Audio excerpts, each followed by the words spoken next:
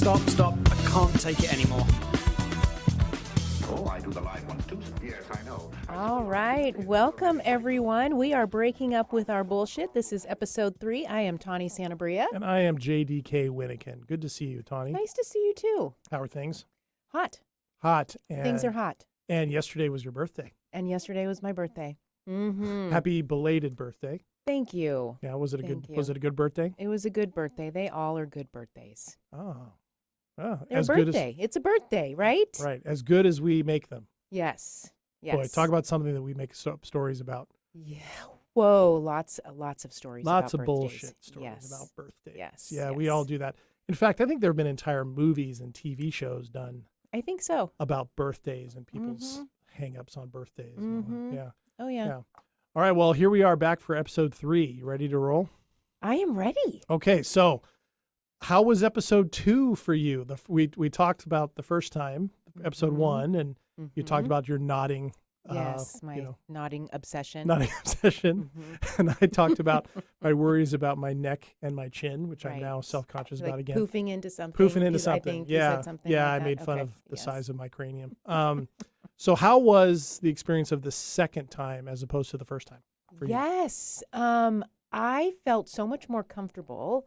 The whole way home wondered if I talked too much because I was talking more the second time than the first time. Right. We were getting your backstory on stuff. Right. Yeah. As a counselor, I don't necessarily have somebody come see me and then, start with my backstory. Right. So feels a little bit strange, but it felt really good.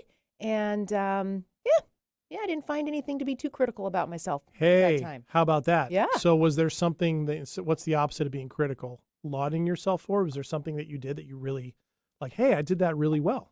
Yeah. Well, I just thought, wow, I looked a little more comfortable, sounded a little bit more comfortable, talked a little bit louder, like I followed some of the directions or feedback advice. Yes. Yes. So felt good about that. Oh, good. Well, that's good because all those things I think were true. I think you certainly seemed like you felt a lot more comfortable and all that. An interesting thing is. Nice.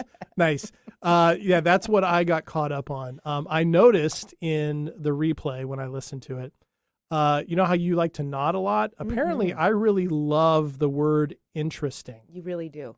It's true. It was bad.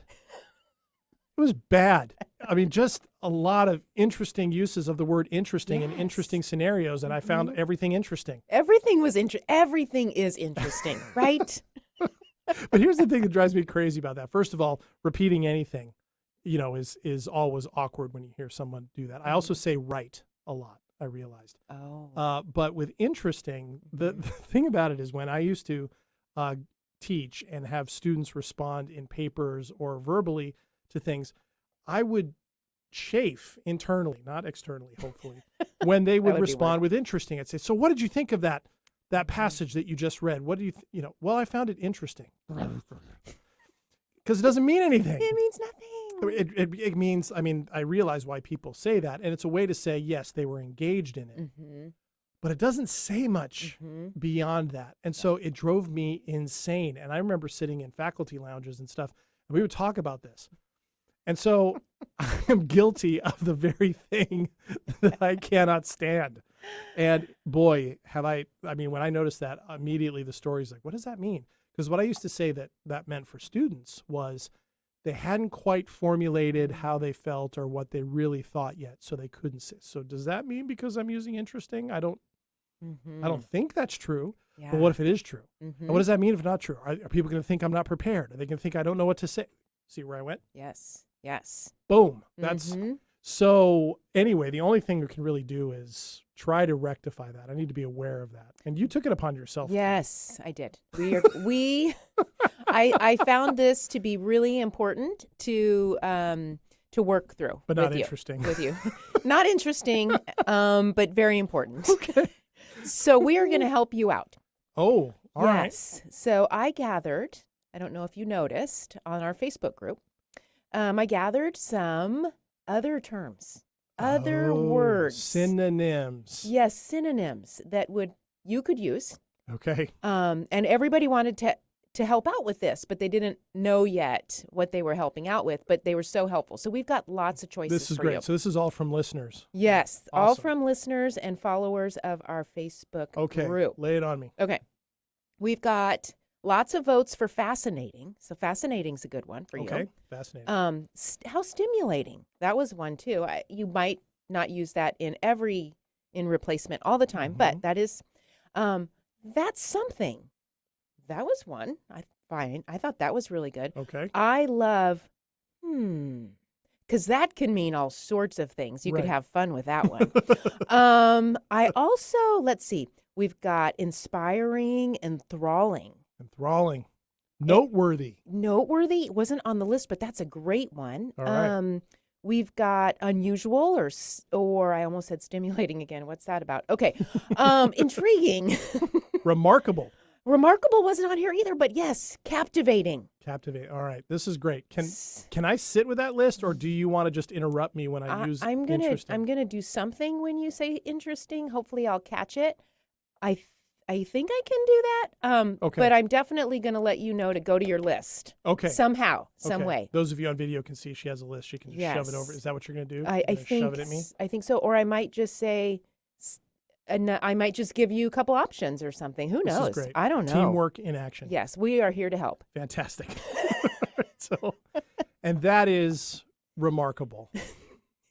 How about, I'm just practicing. Yeah, It may not actually be applicable right there, but at least it's not interesting. It's not interesting. So interesting. you are on your way. This is going to be good. Okay, this is good. All right, so that's what the main thing I noticed. And yet alongside that overall, we got really good feedback on the last episode. A lot of people really engaged in it. And you know what I love about presence work is that oftentimes what needs to happen next becomes evident, right? You know, that's one of the things I've loved about it. Rather than worrying about, okay, what to do next, and in this context, what should we talk about next? What should we do next? Kind of let it emerge. And when I'm present, that awareness of what that next step is usually just kind of materializes in front of me.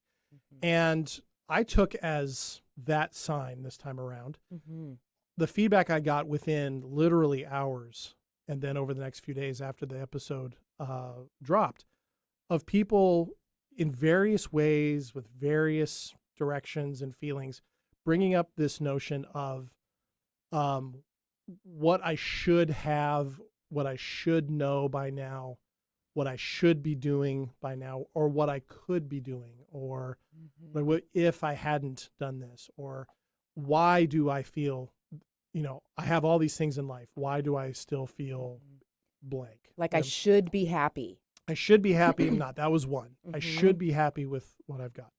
Had other people who said, I did everything I felt I was supposed to do, which is kind of the related word to should, I guess, supposed to. Yeah. And I felt empty. And I can relate to that. Once upon a time, many years ago, I did everything I thought I was supposed to do, got all those things, and felt empty. So I get that. But it was amazing, Tawny, like 5 people in a row. Isn't that funny? And I went, okay, there's something to this. And so certainly those stories, particularly those of us in I guess we're Generation X area right in there. We're asking ourselves a lot of those questions and having a lot of those shoulds. The bullshoulds. The bullshoulds. The bullshoulds. That is a very stimulating term to use in this kind. I have a bullshould story. A bullshould. Yeah, just from my birthday yesterday. Okay. Oh my gosh. All right. Just So easy, something big or tiny. small? No, it's a tiny one. Tiny. Okay. But I just noticed that should Okay. pop up. So here it was. It was time to sing Happy Birthday to Me. Not that I would sing it, but other people would sing it, right? These beautiful gluten-free chocolate cupcakes. Some of them had the peanut butter frosting beautifully done. I mean, they just looked so pretty you didn't even want to eat them.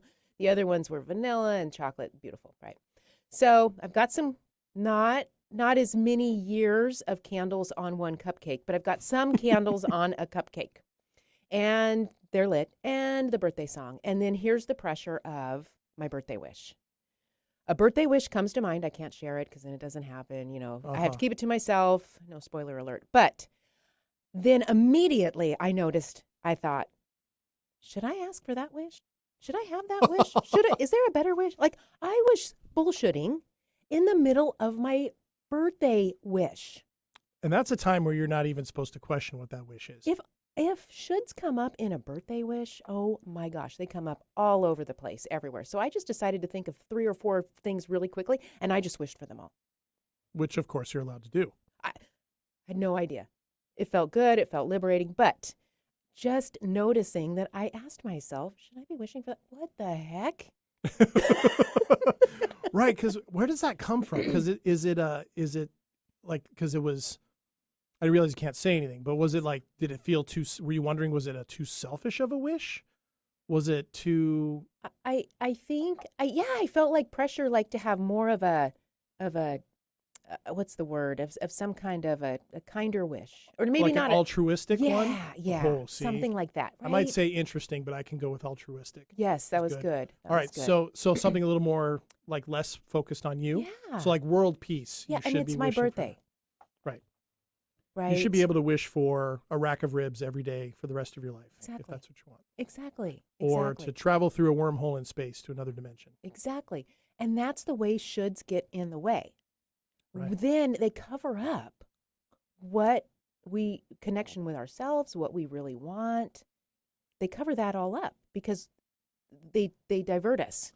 And they divert from the moment that you're being celebrated by the people who love you, wishing you a happy birthday. Yeah. And I'm trying to think of the right birthday wish. Oh my gosh. Right. So that pops up in the small, tiny places and, of course, the bigger places like you were talking about. Gotcha. Mm-hmm. Gotcha. Mm-hmm. Well, and I think that's the one thing that other people have commented on as well, is that they're starting to notice, as you and I have talked about many times, these things pop up around really small things and around really big things. And yet they can be, even from small places, they can pull us out of the present.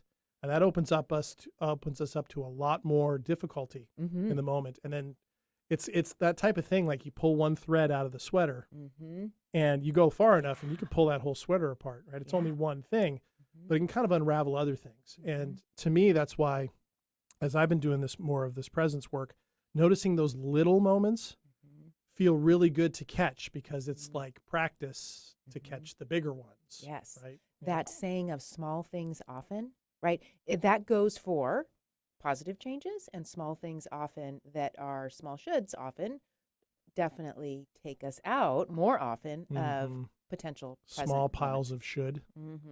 Small piles See, of we're should. having way too much fun. And then it makes it a big pile of should. big pile of should. Bullshould. I think we might have to change our name. What do you think? Oh, well, that's only one angle. True. It One doesn't- angle. yes. Although maybe we did find a title for the episode. Oh, maybe we did. Something on Okay, that. the Bullshould. Bullshould. The Okay, I like it. Bullshoulds. Yeah. Yeah.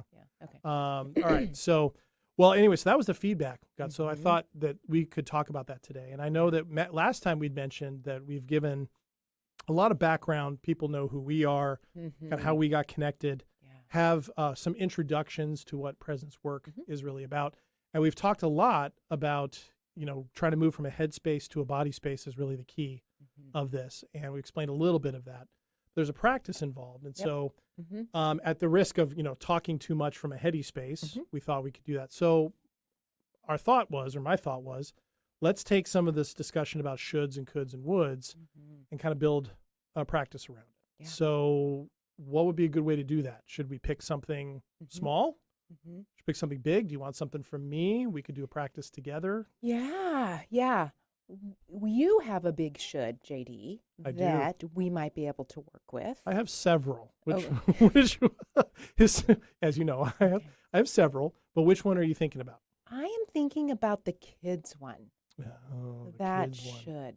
The one. kids one. Okay. Yes. Okay, we can do that. I should probably explain what that one is, right?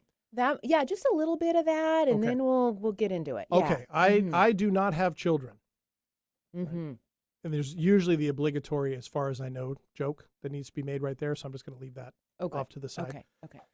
Even though I guess I just made it. But nevertheless, I do not have kids. And I'm 47, and I'm not partnered. So that's not going to be happening anytime soon, just most likely. Yeah. Right? Okay. And the majority of the time, actually more and more of time goes by, I'm okay with that. I have a niece and nephew who are awesome. You get to and be super I uncle. get to be super uncle, which is So great. which in some ways is the best job, Yeah. period. Mhm. And so I'm very happy with that. And I don't spend a lot of time thinking about it or lamenting it or anything like that. What can happen though, as you know, Mhm. is a should can come up around should I have them because I'm going to miss out on a fundamental human experience? Am I missing out on some important element of what it means to be human? And did I do something wrong by not having kids? Right. And it's something that it comes up usually when I'm around people with kids. And it's not something that, I resent other people for having kids or, I actually love them. I work with them, in my day job. I enjoy them a lot, but that's where it comes up. Yeah. Is did I do something wrong, or should I have had kids, or should I have made different choices in previous relationships I've had so that I could have had kids? Do other people think I did something wrong? I have kids. Because sometimes people look at me kind of weird. They'll ask, "Oh, so do you have kids?" No, I don't. Oh, and they don't say, they don't know what to say, and then all that's story fodder right there for me. What are they thinking? Yeah, Or well, yep. what are they wondering about me? All those things. I remember you had asked me a question one time about were you missing out? I said exactly that. Yeah. Do you want to tell everybody what you said? I said yes. You were missing out. But you're experiencing something other than. Right. And it was built around, I think, a really interesting point. Oh boy. Caught it. Boy. I Ding, caught ding. it. There it is. A very this is a tough one. I'm just going to go with notable. Okay. A very notable Okay. point that really stuck with me, and that was there is no such thing as a complete human experience. Yes. And that was something that really opened up a lot of things for me. The idea that, okay. And of course, it seems so obvious because we're choosing where we go, and then there are consequences or results of that. Yeah. So while I may not have the experience of being a parent, which gets celebrated and everybody likes for all understandable reasons, I'm having life experiences that people who have kids aren't. Exactly. And I know for a fact, many of them have the same shoulds from the other direction because they share them with me. Yes. Or they've shared with me more since we said that. But I remember when you said that to me, you said, "Yeah, you are missing out." I was like, "Oh, shit." And it's not a problem. Aren't you supposed to make me feel better? Yeah. And it's not a problem. And it's not a problem. It's not a problem. Yeah. Okay. So I like that idea, going with that should. Okay. Because it is something that I can feel when it comes up. Yeah. And I do feel vulnerable sharing it and admitting it. Like I can feel it right now, knowing that people are going to be listening to this and watching it. It's not a vulnerability I like to always show. And so I'm a little, actually, Okay. I'm a little twitchy all of a sudden. Weirdly, I'm feeling a little warm. Doesn't usually happen. You just dropped some vulnerability. I guess so. Whew. I guess so. All right. So Okay. so we're going to do a practice around this Yes, should. Okay. yes, So what do you need me to do? Yes. Well, I need you to just sit back Okay. in your chair and get comfortable. If there's a way to do that. Okay. I'm going to pull in a little closer. Do you want me to Yes, lean back or sit up yes. straight? What is comfortable for you? I'll tell you once I get there. Okay. This is all about your comfort and for all the listeners, right? As Yeah. JD figures out his comfortable spot here. Just to sort of get us going here. If you're listening and you're able to, and you want to practice along, feel free. If you're able to get comfortable in your seat, if you're able to maybe even you're in a place you can close your eyes, that could be helpful. We're going to start there. You don't have to though. So there's not going to be a whole lot of thinking or efforting that needs to be happening here as we get going. Just follow my words and, just take the pressure off. Okay. Well, And I'm in be my open. spot. Yeah, I'm you're in your spot. I'm in my spot. So Okay. this is comfortable for me. I'm Okay. going to take a sip of my Okay. liquid here from my Boo from Wob's your mug. Boo Wob's mug. Excellent. We did have a winner last week. We did. We did. Just Tori won. excited. Yep. Yeah. It was So, awesome. anyway. Okay. Okay, we're ready. Okay, JD. Soften your eyes. And everybody who's listening, just go ahead and allow your eyes to soften. And if that means closing them, go ahead and feel free to close your eyes. And just allow your eyelids to be heavy. So as I'm working with JD here, I'm talking to everybody who's listening right now. We all have a human experience or a should or something going on in our body right now. So just beginning to soften your eyes, soften your eyelids, and allow for some softness to enter your tongue. So without thinking about that too much, just allow maybe the tip of the tongue to sit right behind the two top front teeth and allow your jaw to be heavy. So again, not a whole lot of forcing here. Softening is the opposite of tension. So if you are noticing you're trying to make something happen, just soften some more. I just did that. Yeah, it happens real quick. I just noticed that. Yeah, it tightens up. We want to do the right thing, and we're putting all of our energy into this particular thing. Just listen to the word softness or soften, softening, and just allow for that to happen. Your body wants to soften. And then allow for a smile on the inside, whatever that means to you. It's not a forcing kind of thing. You might feel some lightness. You might feel an actual smile on your face. You might feel a softening somewhere in your body with a smile. You might feel a light of ray. It doesn't really matter what you feel. Just invite a smile on the inside. And as you continue to soften and smile on the inside, take an inhale and drop your awareness into your belly. So the belly sometimes can be quite tense. If you've got a history with discomfort around the belly for whatever reason, you might also, I'll use the word seat. So imagine the seat of yourself being sort of the lower abdominals, sort of inside all the way, the girdle, all the way around from your back to your sides to your front, that girdle where the pelvis sits. Just allow for that seat to be where you draw your awareness to. And notice as you inhale that expansion occurs. Notice that spaciousness just naturally occurs as you draw in that inhale. And I'm going to ask JD, what are you noticing here without going up into your head to think about what's here in your belly? What are you just noticing here in your belly or your seat? It's tight to start. It was tighter than I had thought at the beginning or noticed, but it's relaxing. And because it's relaxing, it feels freer. So allow for that relaxation and freedom to expand in your belly without forcing it to do anything in particular, just to invite spaciousness.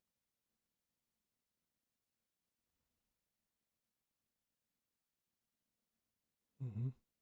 And what's happening now? Things are settling. My body is settling. The activity, the activatedness I felt earlier is dissipating. I'm not hot anymore. I feel like I'm really aware that I'm cooling off. Mm-hmm. Part of that's because I'm suddenly really aware of the air moving around in this room. Mm-hmm. The air conditioner's on, which is great. Mm-hmm. So there's that, and that's helping the rest of me soften. At the beginning of this, softening my face was like it kept tightening up, kept tightening up. Mm-hmm. I feel a little more like the softening in my face is now matching the softening in my belly. Mm. So it feels I feel more even keel. Mm-hmm. So what you're feeling is a sense of groundedness, a sense of centered and connection to a part of you, your seat or your belly, that is sort of the place in which we connect with ourselves. So as we allow for a few more moments here in this place of connection with ourselves, and there's a sense of relaxed, there's a sense of spaciousness, there's a sense of softening. And what's here now, JD?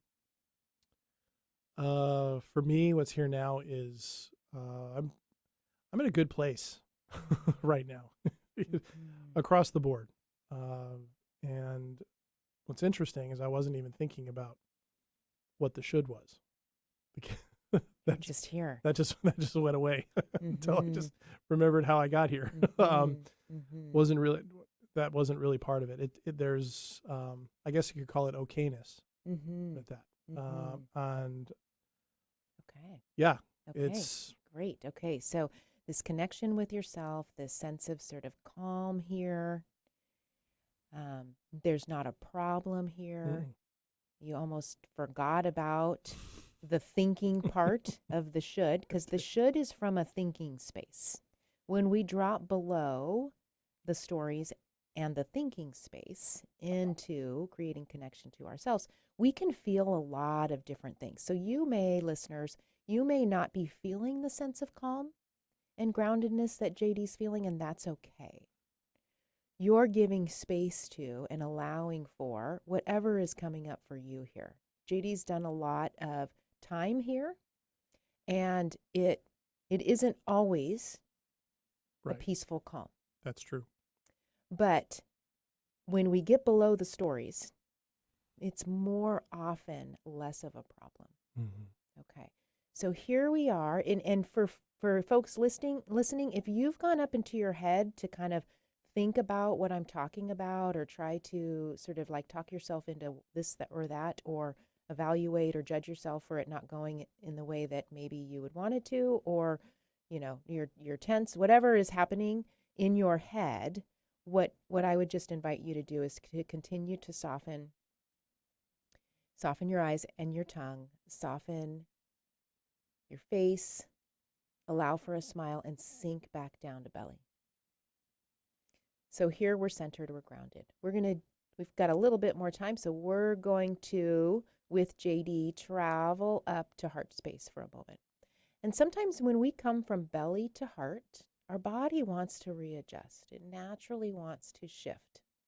If you're noticing that for yourself, allow for that. If not, no worries. Again, we're softening into this, not trying to make something happen or trying to change anything. So as we move up to heart space for you, JD, just imagine that the breath is coming in and through heart space for a moment. Notice that as you inhale through heart space, the front of your body expands. It naturally does this. Yep. And so as you tune into heart space, another dimension of yourself, we already were in the belly, one dimension or the seat. We're moving up to heart space, another dimension. What do you notice here right now?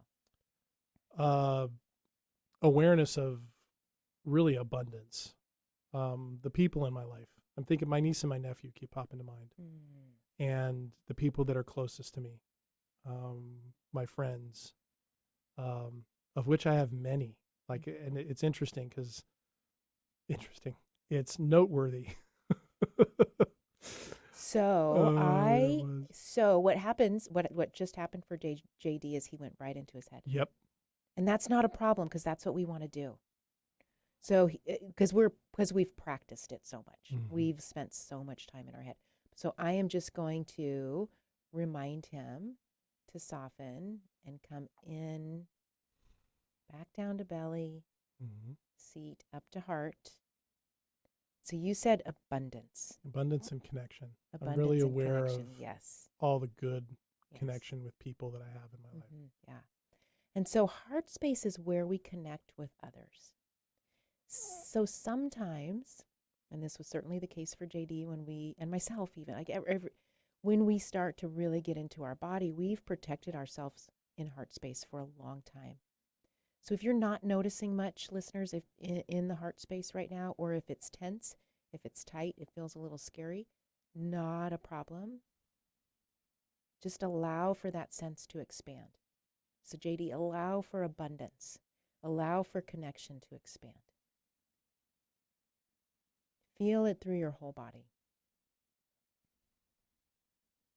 Give room and space for whatever it is that's coming online in our body. As we give room and space, welcome it, be with it, and let it move as it needs to move. No need to scrunch it up and lodge it in a place in our body because it's uncomfortable. So what's happening for you right now, JD? Very centered, very calm, grateful. Gratitude is mainly what I'm feeling.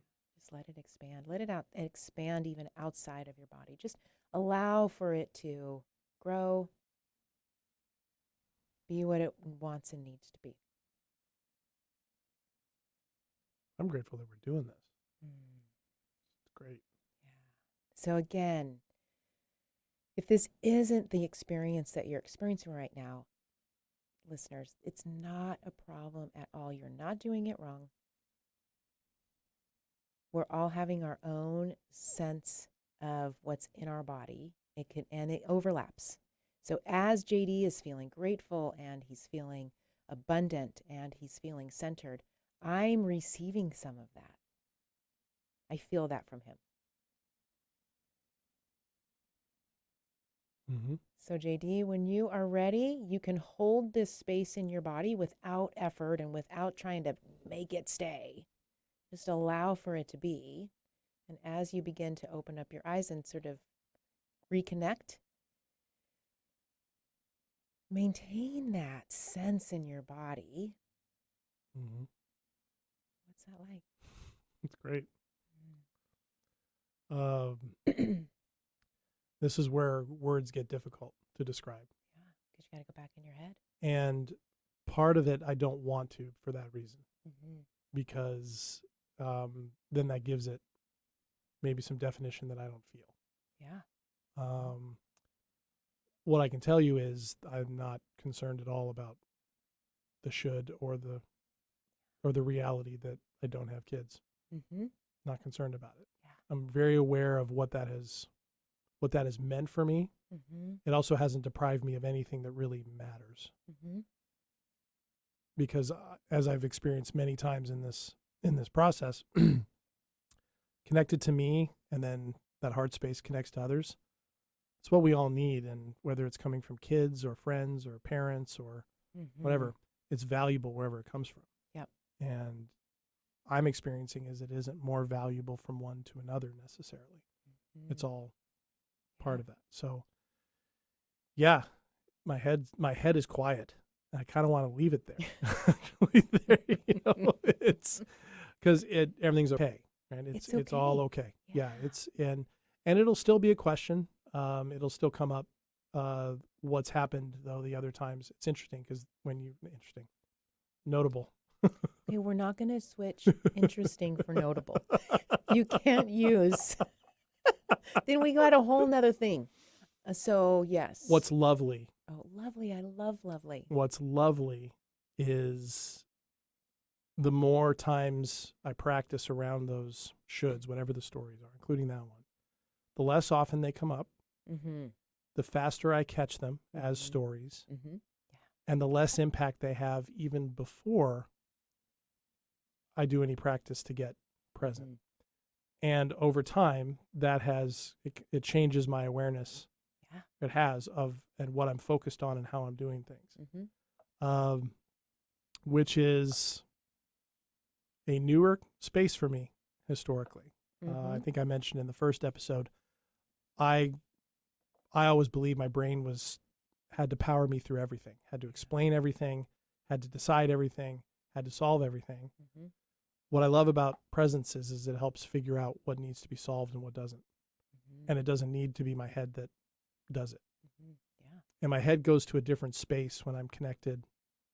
Different words come out of my mouth from this space. Yep.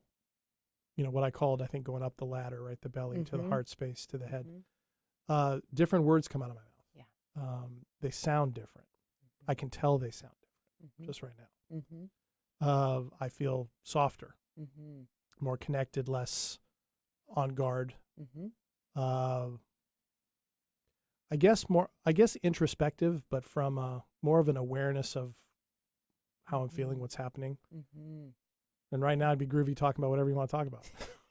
So You're just laid back and calm, and Yeah. all is cool, right? Because a lot of our problems are created when we think about the things, as what they all opposed, mean. right, as opposed to what we are actually experiencing in the body right now. So if we make an experience in the body wrong and we go to think about that experience, we are outside of our experience. We are no longer in the experience.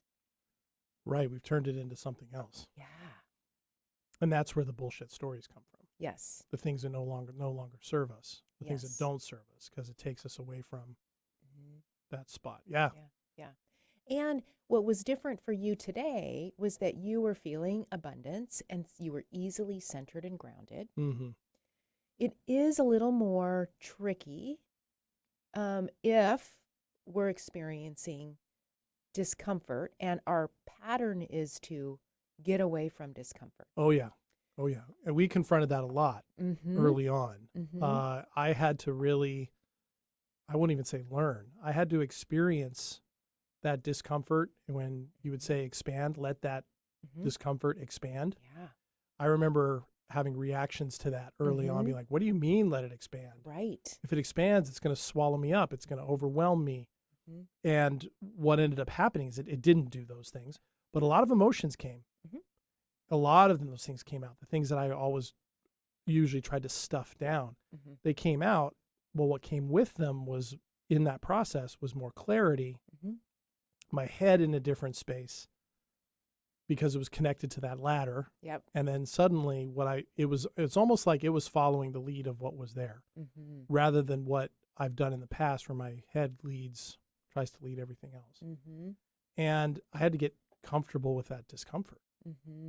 And that is probably still the biggest challenge in those moment to moment things, when the discomfort is there, to not fight it, but also not ignore it and wallow in it at the same time, to be aware, and then to, to let it be what it is, and get into this state as best I can, to let that kind of move its way through. Right. If we That's the hard imagine part. just emotions just kind of like moving in and out.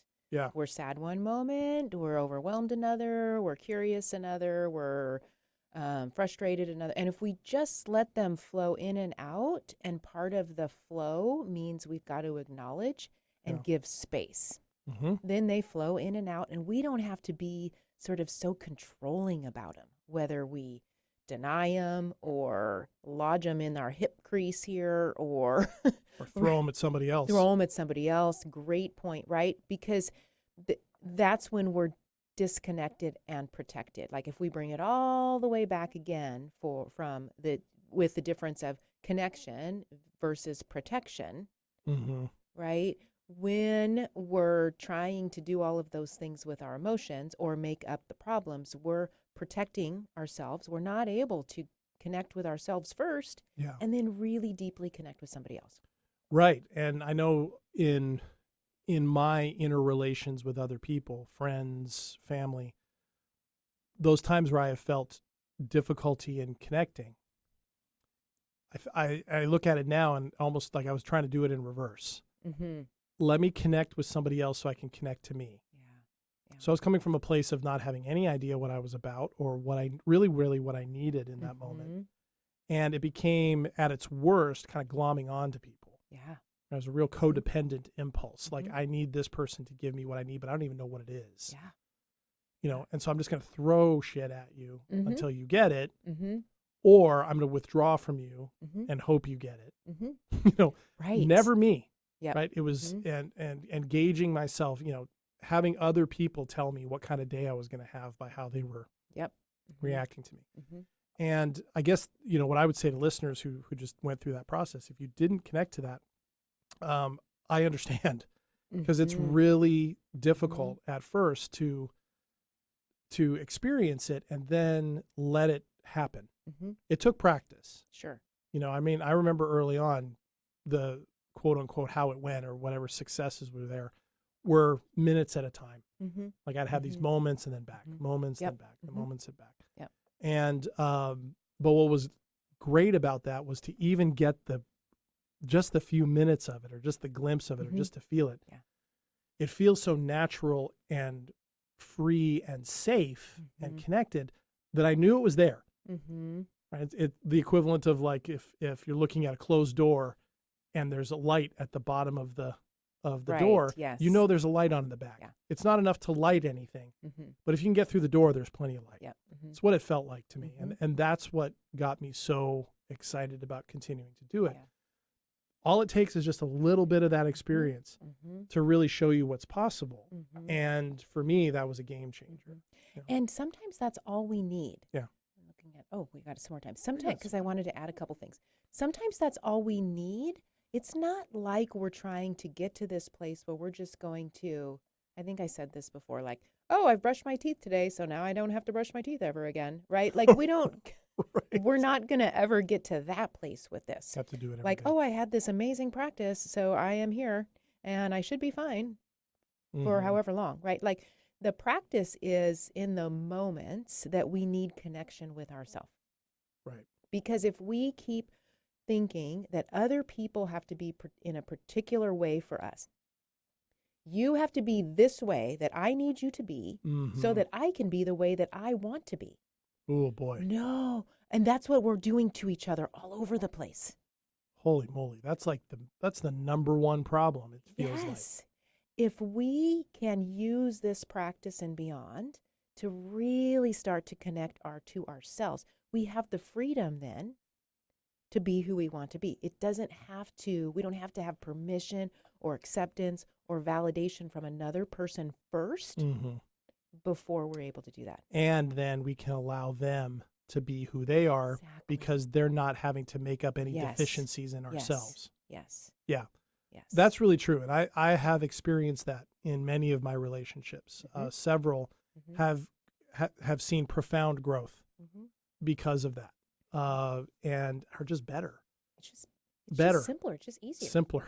We're not Easier, we're more not honest. protected from each other all the time. I've got to protect myself all the time from you until you are the person I want you to be.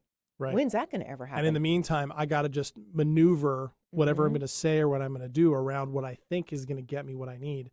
And you're not even in reality anymore. No, you're making up you're all over the place. Yeah. And we're stressed and we're anxious and we're feel chaotic or we are Lonely. Yeah. To me, what I keep coming back to is this helps explain why for so much of my life I could feel lonely in a room full of people. Even people I know I love and I know love me, because I was unable to do that. You know, it's that protection, but then wanting somebody else to either be vulnerable or break it down or man. Right. It's our own responsibility to connect with ourselves first, practice that on a daily basis, brush our bellies, our seats, whatever. I don't know. Whatever. Anyways, you got to do it. Got to do it every day, right? There has to be some kind of ability to check in with and validate and take care of and have compassion for self. And yeah, absolutely. And I think the other part of it too is, particularly if you're a newer person to this, and this is the first episode you're listening to, this is based in how the body's designed, right? The ventral vagal system, you learn to use it, it suddenly is making its own muscles, right? And the brain is going towards pathways that it knows works. But the things that we tend to go to for relief or to numb ourselves out, or in worst cases, addictions, It's because our brains know that when we go there, we can get that relief, or Get a at least we relief. think we can. Yeah. Mm-hmm. So what I love about this is that it's exercising literally Mm-hmm. new muscles Mm-hmm. in the body through the ventral vagal system to get ourselves calm, centered, connected. Mm-hmm. And to me, that's the most powerful part of it. And maybe that's the physiological side of why those things I used to worry about a lot, or the stories that come up over time, they go away in terms of, or they diminish Mm-hmm. in their strength and in their, Mm-hmm.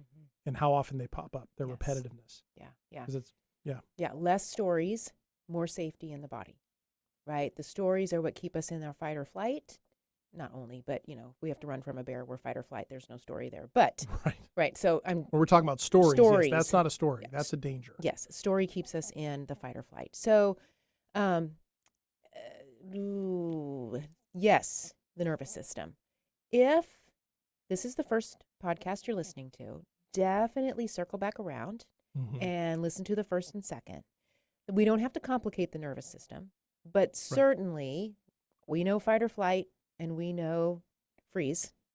This is the opposite of all of those, what we're doing, and it is biologically based. Mhm. The softening allows for us to get into that system, Mhm. the connecting with breath, connecting with ourselves. There's no danger here.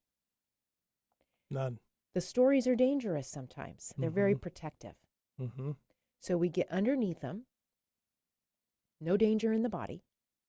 Body's wired to handle.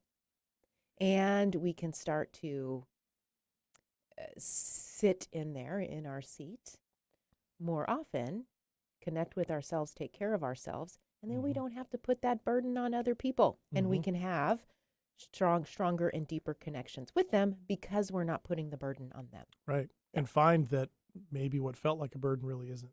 Yeah, exactly. Because it's the story that's the burden, maybe not the reality.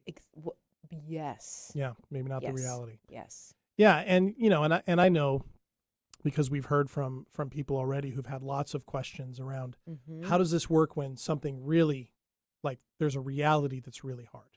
Mm-hmm. Loss of a loved one, a death, grief, those types of things. How do these things work? It does work in all of those. I've experienced that as well. But it's not so much about the reality of what's happening. It's the stories that we build out of it. And that we're going to keep saying that over and over again, because it's not what I love about this is that it allows the emotions that I'm feeling. It allows me to be present with them and for them to do what they're going to do. Mm-hmm. If I'm grieving something, and we hear this all the time, actually, right, from other things, you got to let that go. You got to let it just do its thing. It'll take time, right? That's all the TV shows. They says, well, give it time, give it time. Mm-hmm. Everybody says time, heals all wounds. I think time well spent does. Yes. Can do a lot more of that. And I think that for me anyway, it's been to let grief, whatever it is, expand. Mm-hmm. It's the expansion that does the trick. Yeah. Like it allows for it kind of to sort of dissolve. Yeah. Yeah, and just to move through instead of becoming this big, huge chunk Mhm. that we don't want to face, that we've lodged somewhere in our body. No kidding. Stop kidding ourselves. We are carrying it around whether we want to face it or not. Right. Might as well leave space open. We lighten our load, and this is part of the way in which we do that. And it prevents the flood. It prevents does the dam prevent the from flood, breaking, yeah. right? Because you let that river run. Yep. And you're exactly right. Because even though waves of those difficult feelings will come, Mm-hmm. Mm-hmm. they don't last. Mm-mm. No. They don't last. And that by itself, for someone like me who is historically terrified of those negative feelings, 'cause I feel they're going to destroy me, to see them rise up and then ebb Mm-hmm. takes away their power. Yes, and one story I want to share. So one of the things that I didn't discover this, I practiced it and I noticed it, and I didn't discover it. But one of the things that happens, and I'll say this really quick, is when I'm in session with a couple, and there's a lot of tension between the couple, what I soften, and guess what happens? They soften. Hmm. So think about that. We'll leave you with that. Oh, the connectivity of softening. Yes. Ooh. It's contagious. Wow. Once again, we've covered a lot. Yes. We've covered a lot. This was really good. Mhm. Great example. Great story to pick up on. And I hope all of you listening or watching, Mm-hmm. that was valuable for you as well. Certainly keep going back to that practice if it's helpful for you. And you can join us in between sessions at our Facebook group. Just look up the name of this podcast, Breaking Up With Our Bullshit, and you'll find it. You can join it. It's a public group. You can put in your comments. You can ask questions. We post content every other day or so, short videos, that type of thing. And we are also on Instagram. We will soon be on Twitter, so stay tuned for that. Yeah. But thank you for joining us for Yes, this. thank you. And thank you, Tawny, for that introduction to the practice. Absolutely. And I guess we'll figure out what we'll talk about next time by the time we get here for next time. Next time we'll know. So we're going to debunk the junk.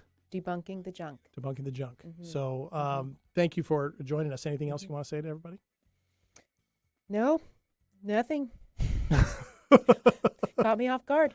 I, try to look, play with this bullshit word. I don't know. Bullshould. Yeah, bullshit. I'm going to be thinking a lot about it. I think that is the title. Yeah. So we'll something with bullshit in it. So we'll figure it out. You Yeah. don't need to stick around for that. So we will see you all next time on Breaking Up With Our Bullshit. I'm JDK Winnikin. And I am Tawny Santabria. Thanks for joining us. We'll see you next time. Stop. I can't take it anymore. Oh, I do the live ones too. Yes, I know. I saw your act in the theater. You're really quite good. Quite a certain harmful habit.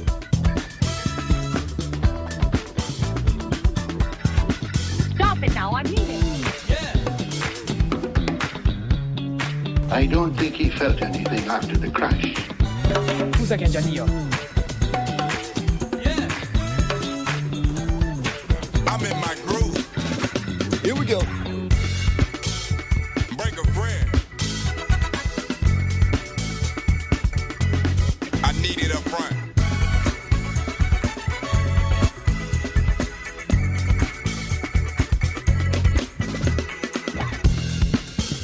To be right, everybody else to be wrong.